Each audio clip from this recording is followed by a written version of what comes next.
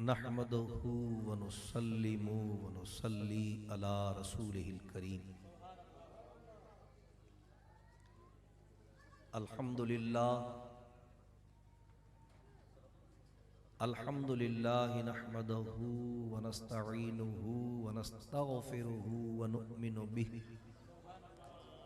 ونتوکل علیہ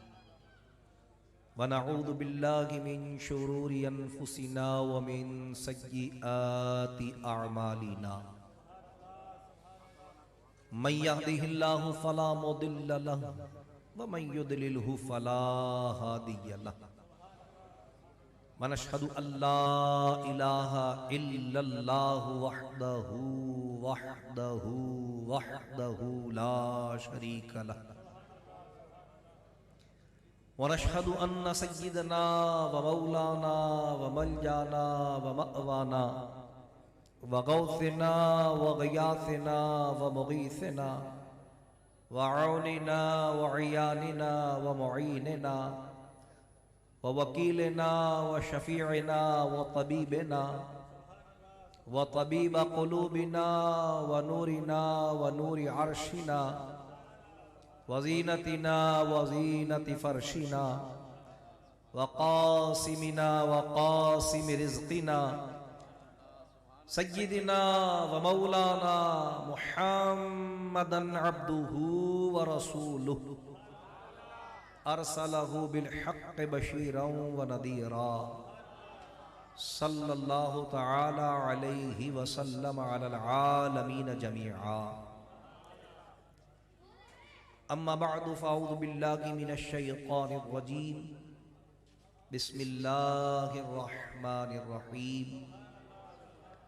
ثانی اثنین اذ ہما فی الغار صدق اللہ مولانا العظیم وصدق رسولہ النبی الرؤوف الرحیم ونحن على ذلك من الشاهدين والشاكرين والحمد لله رب العالمين فقد قال الله عز وجل إن الله وملائكته يصلون على النبي يا أيها الذين آمنوا صلوا عليه وسلموا تسليما اللهم صل على سيدنا ومولانا محمد وعلى آل وأصحاب سيدنا ومولانا محمد معدن الجود والكرم وآلہ وأصحابہ وبارک وسلم صلاة وسلام علیک یا سیدی یا رسول اللہ وعلى آلک وأصحابک یا حبیب اللہ صلی اللہ علیہ وسلم محمد کی محبت دین حق کی شرط اول ہے اسی میں ہو اگر خامی تو سب کچھ نامکمل ہے محمد کی غلامی ہے سند آزاد ہونے کی خدا کے دامن توحید میں آباد ہونے کی اگر جنت میں جانے کا ارادہ ہو تمامی کا گلے میں ڈال لو پٹا محمد کی غلامی کا اللہم صلی علی سیدنا و مولانا محمد وعلا آل و اصحاب سیدنا و مولانا محمد معدن الجود والکرم وآلہ و اصحابہ وبارک وسلم صلاة و سلام علیک یا سیدی یا رسول اللہ وعلى آلك وأصحابك يا حبيب الله صلى الله عليه وسلم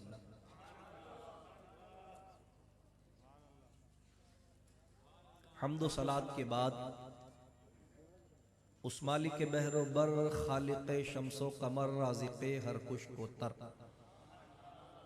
مولا عز و جل کا ہزارہ شکر و احسان کرم اور انعام کہ اس نے ہم جیسے گنہگاروں، سیاہ کاروں، خطا کاروں، بے عمل اور نکمے بندوں کو اس عظیم کار خیر کی توفیق مرحمت فرمائی کہ اس کا اور اس کے محبوبوں کا مقدس و متبرک تذکرہ کرنے اور سننے کے لیے یہاں جمع۔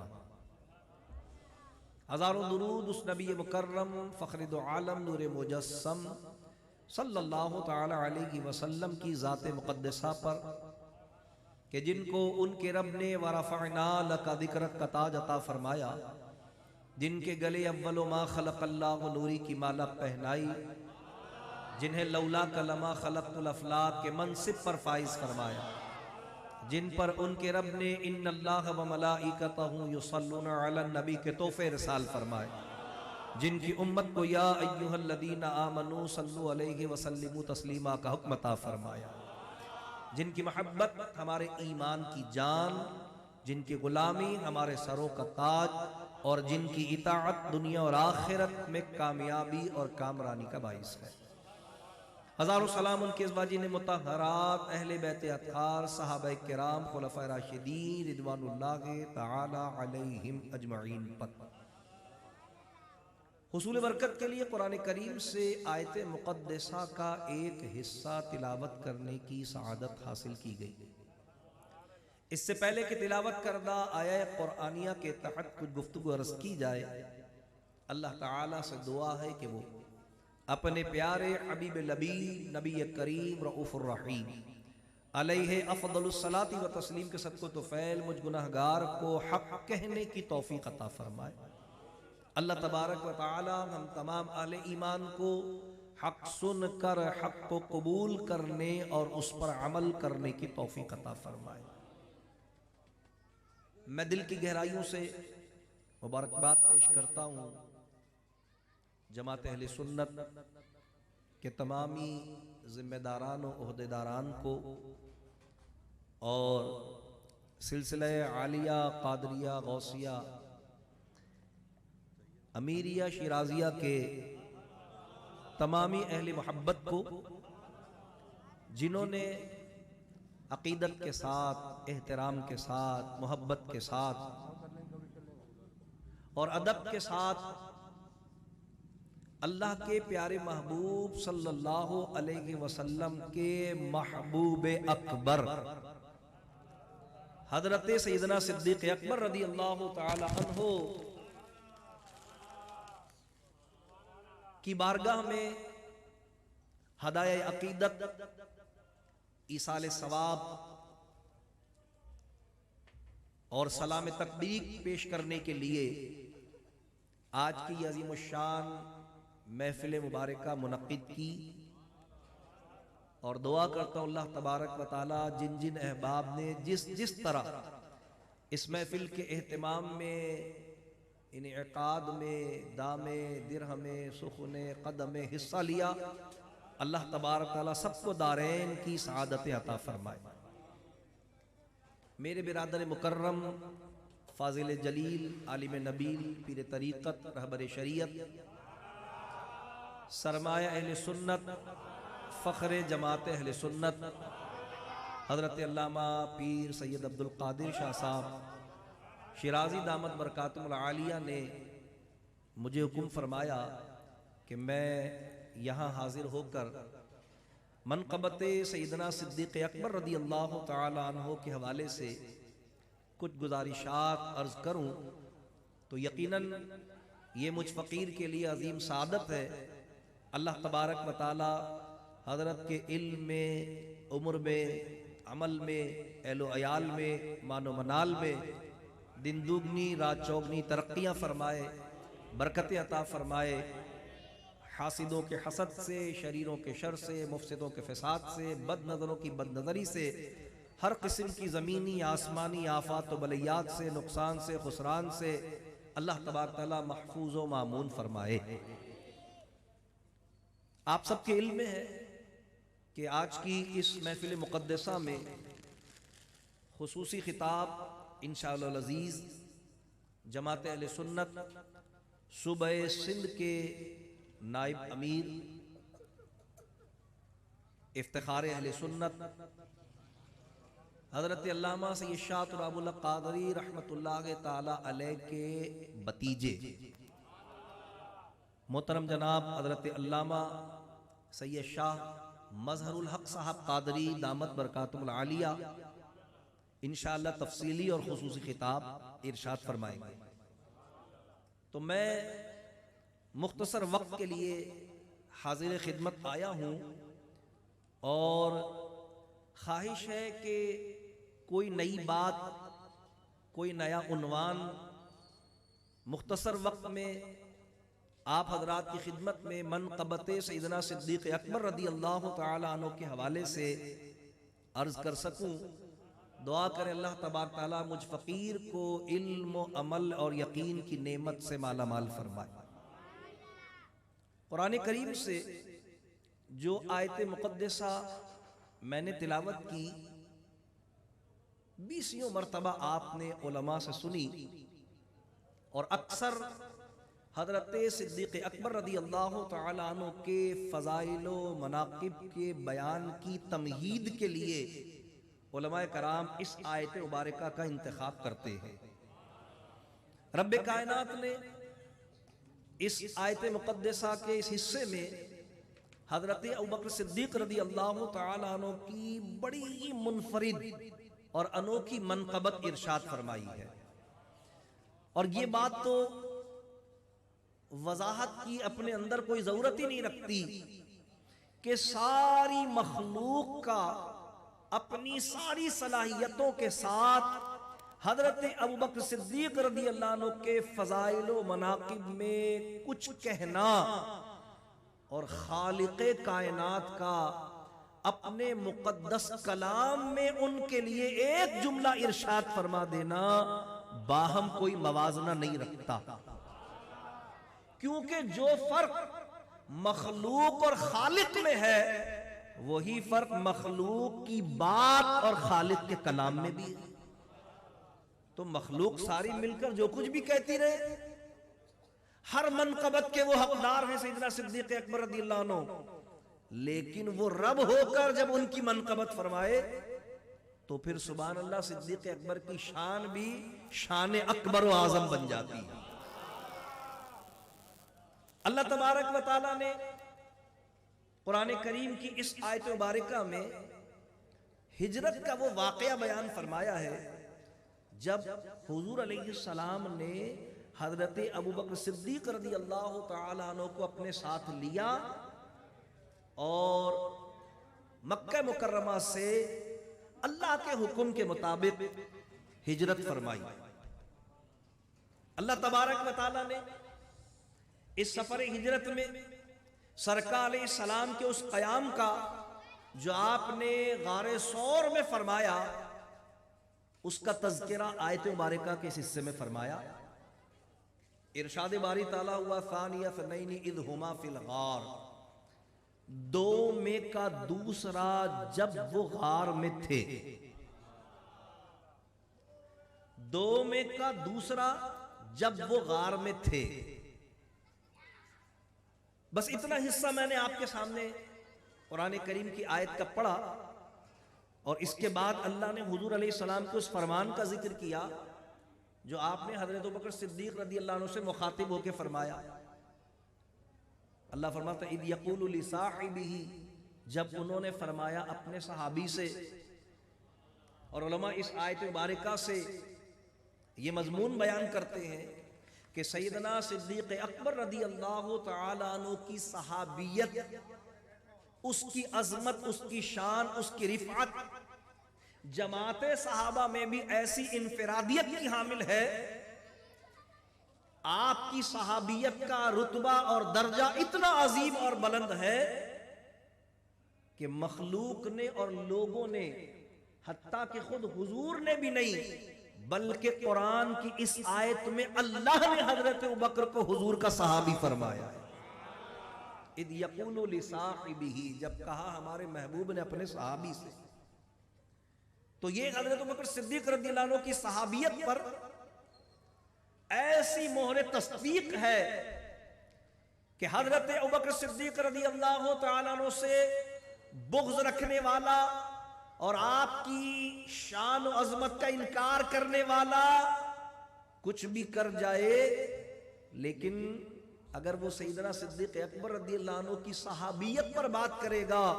تو پھر چیلنج ہے کہ وہ کم و بیش 1,24,000 صحابہ کرام ہیں حضور علیہ السلام کے، کیونکہ صحیح مسلم کی روایت کے مطابق جب سرکار نے خطبہ حجت الوداع ارشاد فرمایا تھا تو اس وقت تقریباً 1,24,000 افراد میدان عرفات میں موجود تھے، لیکن ان 1,24,000 میں سے کسی کی صحابیت کو اگر رب نے بیان فرمایا ہے تو حضرت ابوبکر صدیق کی ذات ہے رضی اللہ عنہ، تو بڑی انفرادیت ہے۔ لیکن جو بات میں آپ کی خدمت میں عرض کرنا چاہتا ہوں وہ اس سے بھی بلند بات ہے، یعنی آپ کی صحابیت کے بلند و بالا ہونے سے بھی اوپر کی بات ہے، اور وہ بات کیا ہے؟ وہ بات یہ ہے کہ رب کائنات ارشاد فرمائے ثانیۃ اثنین اذ ھما فی الغار، دو میں کا دوسرا جب وہ غار میں تھے۔ اللہ تبارک و تعالیٰ نے اس آیت مقدسہ میں دو کا ذکر فرمایا۔ اس بات میں پوری دنیا اسلام میں کسی کو کوئی اختلاف نہیں ہے کہ جن دو کی بات کی جا رہی ہے ان میں سے ایک حضور علیہ السلام ہے، دوسرے حضرت ابوبکر صدیق رضی اللہ عنہ۔ اس میں کسی قادیانی کو بھی گفتگو نہیں ہے، اس میں کسی رافضی کو بھی اعتراض نہیں ہے، اس میں کسی خارجی کو بھی کلام نہیں ہے، کوئی عقیدے اور نظریے کا حامل شخص اس بات پر اختلاف نہیں رکھتا کہ جس واقعے کا اس آیت میں ذکر کیا جا رہا ہے، جن دو افراد کا تذکرہ کیا جا رہا ہے، اس میں سے ایک حضور علیہ السلام اور دوسرے حضرت ابوبکر صدیق رضی اللہ عنہ۔ اب رب کائنات کیا فرما رہا ہے؟ رب کائنات فرمایا ثانیۃ اثنین اذ ھما فی الغار، دو میں کا دوسرا۔ اللہ تبارک تعالیٰ نے دوسرا فرمایا، دوسرے کے لیے عربی میں لفظ استعمال ہوتا ہے ثانی، دوسرے کے لیے عربی میں لفظ استعمال ہوتا ہے ثانی، دوسرا۔ اب یہ بات جب سب کے سامنے واضح ہے اور متفقہ ہے کہ بات حضور علیہ السلام کے ابوبکر صدیق رضی اللہ عنہ کی ہو رہی ہے، تو حضور علیہ السلام ہیں اول، تو ثانی کون ہوا؟ ظاہر ہے حضرت ابوبکر صدیق رضی اللہ عنہ ہوئے ثانی۔ اللہ خود ہی فرما رہا ہے دو میں کا دوسرا، تو حضور علیہ السلام کو تو کسی معاملے میں دوسرا تصور بھی نہیں کیا جا سکتا۔ حضور علیہ السلام تو کائنات میں کسی انسان کے تصور میں جو کچھ آ سکتا ہے ہر معاملے میں اللہ نے اولیت اپنے حبیب کو عطا فرمائی صلی اللہ علیہ وسلم۔ تو پھر دوسرا کون ہے؟ اول حضور ہے تو ثانی کون ہے؟ ظاہر ہے کہ ثانی ابوبکر صدیق رضی اللہ عنہ ہے، لیکن اب غور کرنے کی بات یہ ہے، سوچنے کی بات یہ ہے کہ اس آیت مبارکہ میں رب کائنات نے ثانیۃ اثنین اذ ھما فی الغار کہہ کر جس ذات کو ثانی کہا ہے وہ حضرت ابو بکر کی ذات ہے، مگر کس کا ثانی کہا ہے یہ غور کرنے کی بات ہے۔ کس کا ثانی کہا ہے بھائی؟ اس کا ثانی کہا ہے جو کائنات میں لا ثانی ہے، اس کا ثانی کہا ہے جو کائنات میں لا ثانی ہے، ان کا کوئی ثانی ہی نہیں ہے، کوئی مثل ہی نہیں دو لڑ دی، ان کا تو کوئی ثانی ہے ہی نہیں۔ میرے امام اعلیٰ حضرت امام اہل سنت مجدد دین و ملت امام احمد رضا فاضل بریلوی رحمۃ اللہ تعالیٰ علیہ کے بڑے شہزادے حضور حجت الاسلام مولانا حامد رضا خان صاحب رحمۃ اللہ تعالیٰ علیہ نے بڑی عظیم الشان اور حسین نعت تحریر فرمائی۔ فرماتے ہیں کہ محمد مصطفیٰ نور خدا نام خدا تم ہو، شہ خیر الورا شان خدا صلی علی تم ہو۔ اب اس نعت میں آپ نے ایک شعر لکھا جس کا میرے عنوان کے ساتھ تعلق ہے۔ آپ فرماتے ہیں وہ لاسانی ہو تم نہیں ثانی کوئی جس کا، اگر ہے دوسرا کوئی تو اپنا دوسرا تم ہو۔ یا رسول اللہ آپ تو وہ لا ثانی ہے جس کا ثانی ہو ہی نہیں سکتا، لیکن اللہ تبارک و تعالیٰ نے اس آیت مبارکہ میں حضرت ابوبکر صدیق رضی اللہ تعالیٰ عنہ کو ثانی فرمایا ہے، اور ثانی کس کا فرمایا ہے؟ اپنے محبوب کا صلی اللہ علیہ وسلم۔ اور یہ ہے کلام الہی، اللہ تبارک و تعالیٰ کا کلام ہے۔ جب اللہ تبارک و تعالیٰ نے اپنے کلام میں اپنے پیارے حبیب علیہ السلام کے بعد والا ثانی حضرت ابوبکر صدیق رضی اللہ عنہ کو فرمایا، تو جہاں اس آیت نے یہ طے کر دیا کہ مخلوق کے نزدیک، ہر صاحب ایمان کے نزدیک حضور کے بعد اگر کوئی ہو سکتا ہے تو وہ صدیق اکبر رضی اللہ عنہ، وہیں یہ بات بھی طے کر دی کہ حضور جو اللہ کے محبوب لاسانی ہے، جب اللہ نے حضرت ابوبکر کو ان کا ثانی فرمایا ہے تو پھر بات تو کچھ نہ کچھ ہے، پھر بات تو کچھ نہ کچھ ہے۔ اب وہ بات کیا ہے؟ کیسے ثانی ہو سکتا ہے کوئی حضور کا؟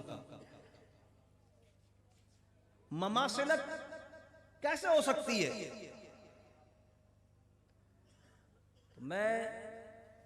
آج کل کیونکہ عنوان یہ چل رہا ہے تو مطالعہ کر رہا تھا، تو میں نے کچھ کتابوں کے مطالعے کیے اور ان میں سے میں نے کچھ نکات جمع کیے، تو میں آپ کی خدمت میں وہ 6-7 نکات جو میں نے اپنے مطالعے کے ذریعے جمع کیے میں آپ کی خدمت میں پیش کرتا ہوں۔ انشاءاللہ اہل علم کے لیے بہت ہی وجد آفرین اور ذوق افروز ہوگا یہ معاملہ۔ مماثلت کیسے ہو سکتی ہے؟ مانا حضور کے ساتھ کسی کی مماثلت ہو جائے، لیکن اللہ نے فرمایا ثانی اثنین اذ ہما فی الغار، اللہ نے ثانی فرمایا، اللہ نے دوسرا فرمایا، اللہ نے بعد والا فرمایا، تو وہ مماثلتیں کیا ہیں جو اللہ تبارک و تعالیٰ نے حضرت ابوبکر صدیق رضی اللہ تعالیٰ عنہ کو حضور علیہ السلام کے ساتھ عطا فرمائی ہیں؟ اور یہ یاد رکھنے کی بات ہے کہ یہ ساری مماثلتیں اللہ نے عطا فرمائی ہیں۔ ظاہر ہے کہ ہمارا ایمان ہے کہ اس کائنات میں جو کچھ ہوتا ہے اللہ کے حکم اور اللہ کے اذن سے ہوتا ہے، اور اللہ اپنے کسی معاملے میں کسی کے آگے جواب دے، اس کی شان فعال لما یرید، وہ جو چاہتا ہے کرتا ہے، کسی کے آگے وہ جواب دے نہیں ہے۔ تو اس نے حضرت ابوبکر صدیق رضی اللہ تعالیٰ کو اپنے محبوب کا ثانی فرمایا،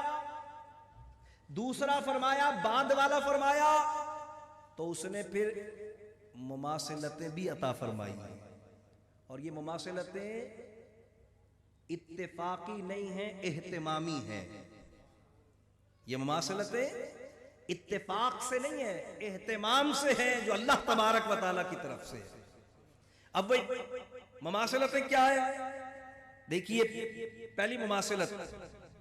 حضور علیہ السلام کے 2 داماد عشرہ مبشرہ ہے، سب کو پتہ ہے نا، اس میں سے ایک حضرت عثمان غنی ہے اور دوسرے مولائے کائنات ہیں۔ 2 داماد حضور علیہ السلام کے عشرہ مبشرہ ہے، تو یہ عجیب مماثلت ہے کہ حضرت ابوبکر صدیق رضی اللہ عنہ کی بھی 2 داماد عشرہ مبشرہ ہے۔ وہ کون سے 2 داماد ہیں؟ ایک آپ کی صاحبزادی حضرت اسما کے شوہر زبیر، اور دوسرے آپ کی صاحبزادی حضرت کلثوم کے شوہر طلحہ۔ یہ دونوں عشرہ مبشرہ ہیں۔ حضور علیہ السلام کے بھی 2 داماد عشرہ مبشرہ، اور صدیق اکبر رضی اللہ عنہ کے 2 داماد بھی عشرہ مبشرہ۔ یہ انفرادیت جماعت صحابہ میں حضرت ابوبکر کے سوا کسی اور کے حصے میں نہیں آئی۔ گویا اس انفرادیت میں حضور علیہ السلام جس طرح کائنات میں بے مثال ہے نا، جماعت صحابہ میں حضرت ابوبکر اس معاملے میں بے مثال ہے، کیونکہ کسی اور کے حصے میں یہ چیز نہیں آئی۔ حضور سید عالم صلی اللہ تعالی علیہ وسلم کی وفات، آپ میں سے اکثر کے علم میں یہ بات ہے کہ سرکار علیہ السلام کو آپ کی وفات سے 2 سال قبل خیبر کے مقام پر زہر دیا گیا تھا۔ سرکار کو قتل کرنے کی کوشش کی گئی تھی، زہر دیا گیا تھا۔ حضرت ابوبکر صدیق رضی اللہ تعالیٰ عنہ کو بھی آپ کی وفات سے 2 سال قبل زہر دیا گیا۔ اور یہ کتنی عجیب بات ہے کہ حضور علیہ السلام کو بھی زہر یہود نے دیا تھا اور کھانے میں دیا تھا، حضرت صدیق اکبر رضی اللہ عنہ کو بھی یہود نے ہی زہر دیا اور کھانے میں ہی دیا۔ اس سے بھی زیادہ حیران کن بات کیا ہے کہ حضور علیہ السلام نے جب وہ کھانا کھایا تو آپ کی برتن میں، آپ کی پلیٹ میں اس وقت ایک صحابی بھی آپ کے ساتھ کھانا کھا رہے تھے۔ ان صحابی کی اس زہر سے شہادت ہو گئی، لیکن حضور علیہ السلام اللہ تبارک و تعالیٰ کے کرم سے محفوظ رہے، کیونکہ اللہ نے حضور سے ایک وعدہ کیا تھا، یا یوں کہیے کہ اللہ نے حضور کے لیے قرآن میں ایک اعلان کیا تھا، وَاللَّهُ يَعْصِمُكَ مِنَ النَّاسِ، محبوب اللہ لوگوں سے آپ کی حفاظت کرے گا، یعنی کوئی آپ کے قتل پر قادر نہیں ہو سکتا، اللہ آپ کی حفاظت کرے گا۔ حضرت ابوبکر صدیق رضی اللہ عنہ کا بھی یہی معاملہ ہوا کہ آپ کو بھی زہر دیا، یہود نے دیا، آپ کے ساتھ بھی ایک صحابی رسول شامل طعام تھے، ان کی شہادت واقعی اور اللہ نے آپ کو محفوظ رکھا۔ حضور علیہ السلام کو بھی وصال سے 15 دن پہلے بخار کی کیفیت ہوئی۔ یہ بات آپ میں سے اکثر کے علم میں ہے کہ حضور علیہ السلام کی جو وفات مقدسہ ہوئی ہے وہ بخار کے مرض میں ہوئی۔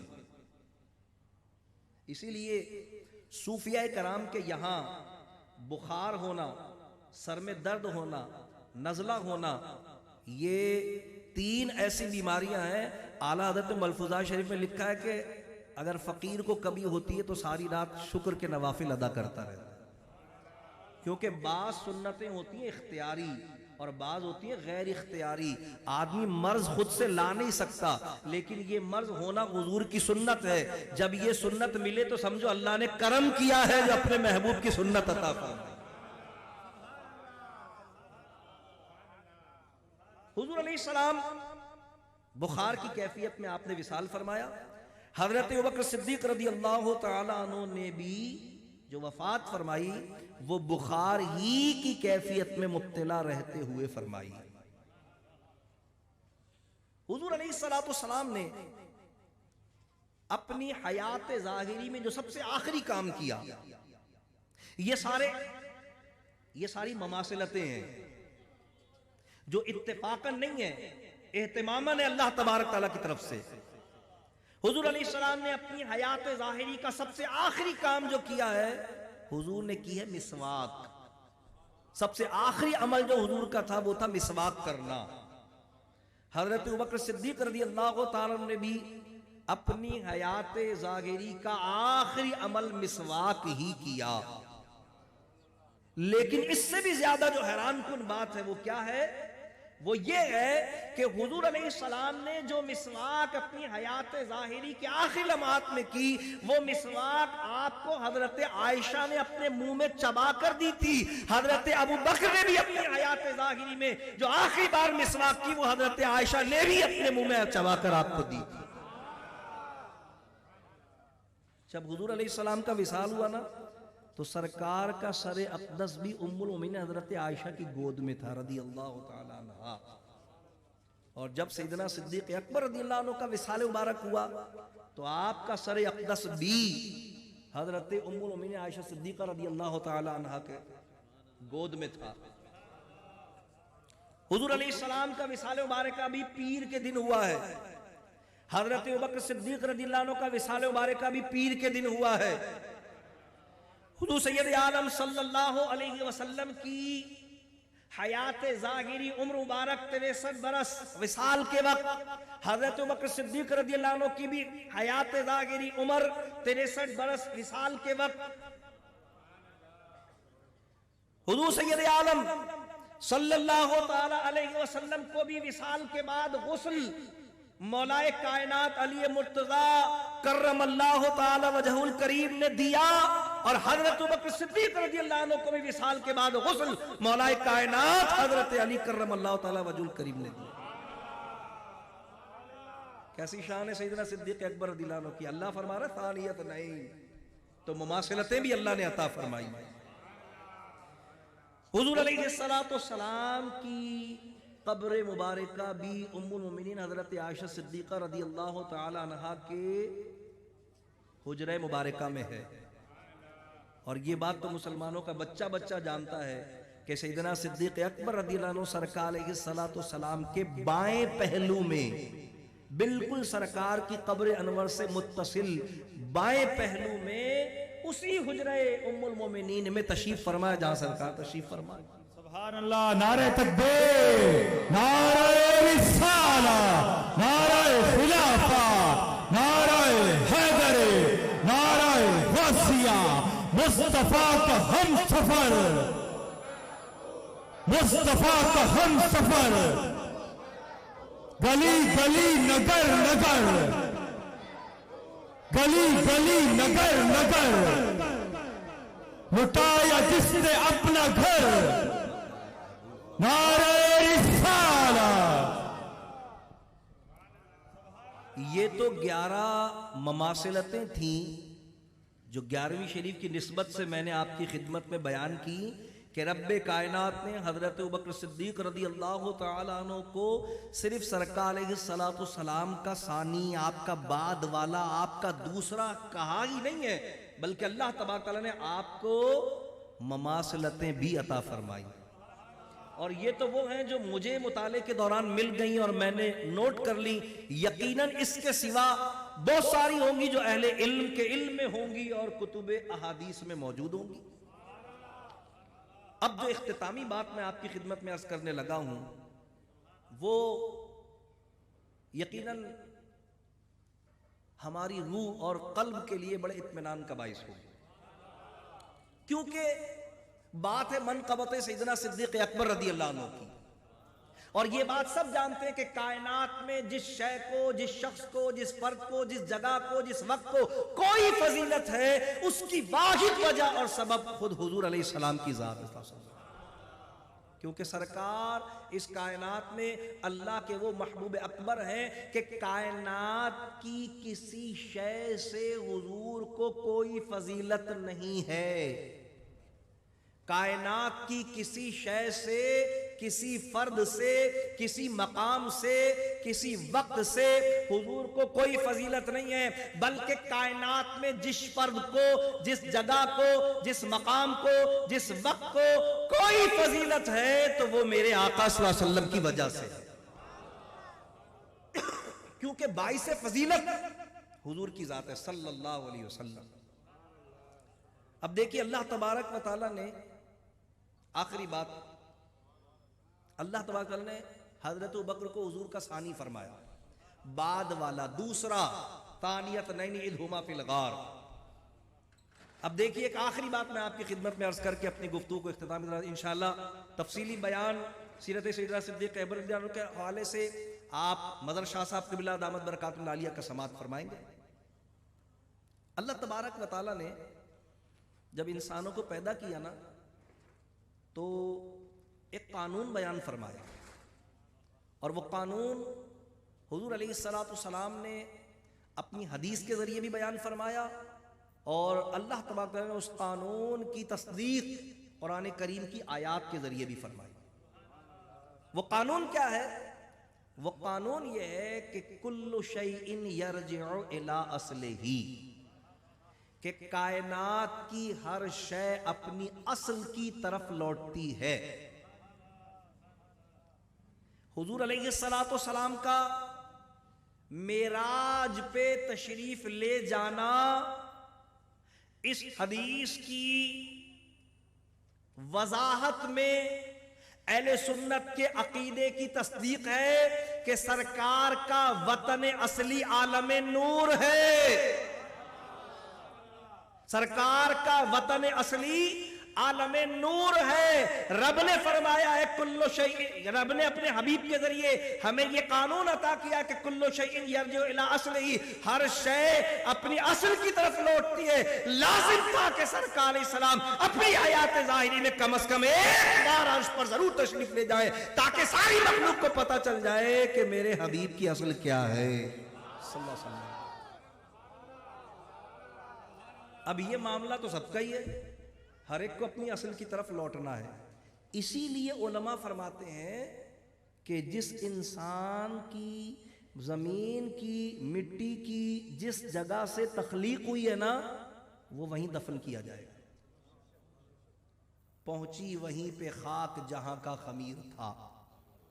یہ قول ہے نا علماء کا. یہ کہاں سے؟ سنیے قرآن کریم میں رب کائنات ارشاد فرماتا ہے، اور وہ دعا بھی ہے جب ہم مردے کی تدفین کرتے ہیں نا اور قبر کو بند کرتے ہیں تو سنت کیا ہے کہ 3 مٹھی مٹی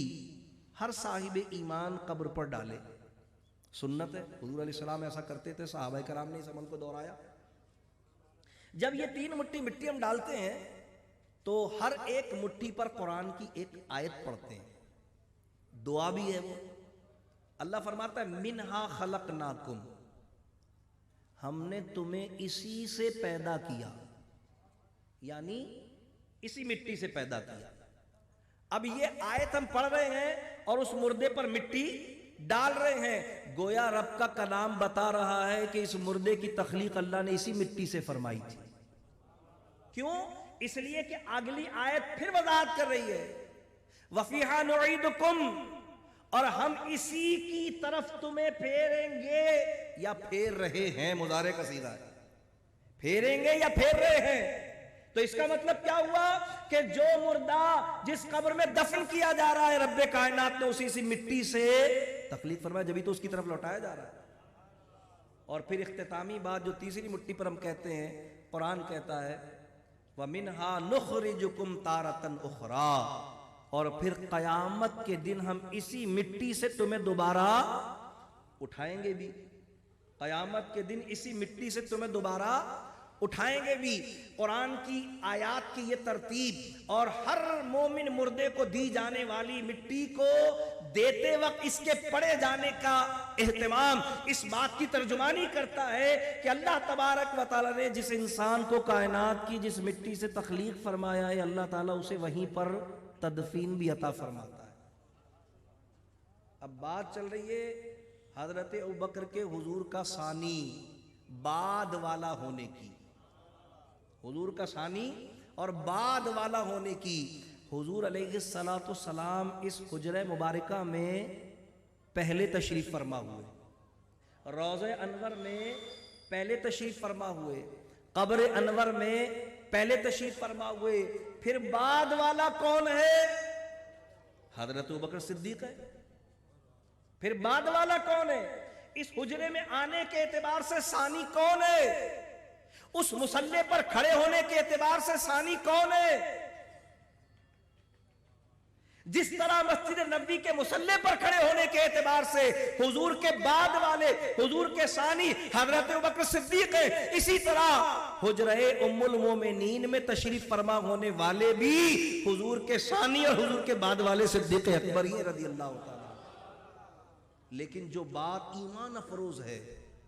جو بات منقبت صدیق اکبر رضی اللہ تعالیٰ عنہ کے مینار کی بلندی کو اتنا اونچا کرتی ہے کہ ہماری آنکھوں کی اونچائی، ہماری بینائی کی وسعت اس کی بلندی کو پا نہیں سکتی، وہ یہ ہے کہ جب رب کائنات نے قرآن کی اس آیت کے ذریعے ہم پر یہ صراحت فرما دی ہے کہ جس انسان کو کائنات کی جس مٹی سے تخلیق کیا جاتا ہے اسی کی طرف لوٹایا جاتا ہے، تو گویا یہ بات طے ہے کہ رب کائنات نے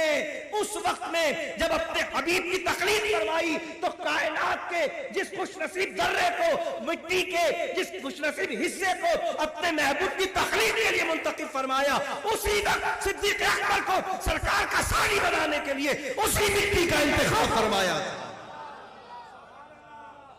انتخاب تو رب نے کیا تھا نا، ہمارا تو نہیں، انتخاب تو اللہ کا ہے، تخلیق تو اللہ کی ہے. انتخاب اللہ کا ہے۔ تو حضرت ابو بکر صدیق رضی اللہ تعالی عنہ کو کوئی حضور کا ثانی مانے یا نہ مانے، چاند کی طرف منہ کر کے تھوکنے سے چاند کا کچھ بگڑتا؟ تھوکنے والے کے اپنے منہ پہ تھوک آتا ہے، اور جن کے مذہب کے حوالے سے تھوکنے اور تھکانے کے چرچے زیادہ ہیں نا، یہ تھوکنے والا کام کرتے بھی وہی ہے۔ الحمدللہ ہم تو منقبت اہل بیت پڑھنے والے ہیں اور منقبت سیدنا صدیق اکبر رضی اللہ عنہ پڑھنے والے ہیں۔ ہم تو آج کے اس مبارک دن میں سیدہ کائنات کی بارگاہ میں پوری عقیدت کے ساتھ سلام محبت بھی پیش کرتے ہیں، اور صدیق اکبر کے دربار میں بھی پوری عقیدت کے ساتھ سلام عقیدت پیش کرتے ہیں، کیونکہ ہمیں اہل سنت و جماعت، ہمارے امام کا پیغام کیا ہے؟ اہل سنت کا ہے بیڑا پار اصحاب حضور، نجم ہے اور ناؤ ہے اطرت رسول اللہ۔ سیدنا صدیق اکبر رضی اللہ تعالیٰ عنہ کے رتبے کی عظمت کو، ان کے درجے کی شان کو بھلا کوئی الفاظ میں پھر مجھ جیسا بے علم تو کیا بیان کر سکتا ہے؟ میں تو بس صرف ایک بات سوچتا ہوں، اور جب میں یہ بات سوچتا ہوں نا تو بہت دیر تک میں روتا رہتا ہوں۔ وہ بات کیا ہے؟ وہ بات یہ ہے کہ جب ہم کسی کے پیچھے نماز کے لیے نیت باندھتے ہیں نا، اپنے دل کی طرف توجہ کیجئے گا۔ جب ہم کسی امام کی اقتداء میں کھڑے ہوتے ہیں نماز، اللہ اکبر، اس سے پہلے کچھ کلمات بنیت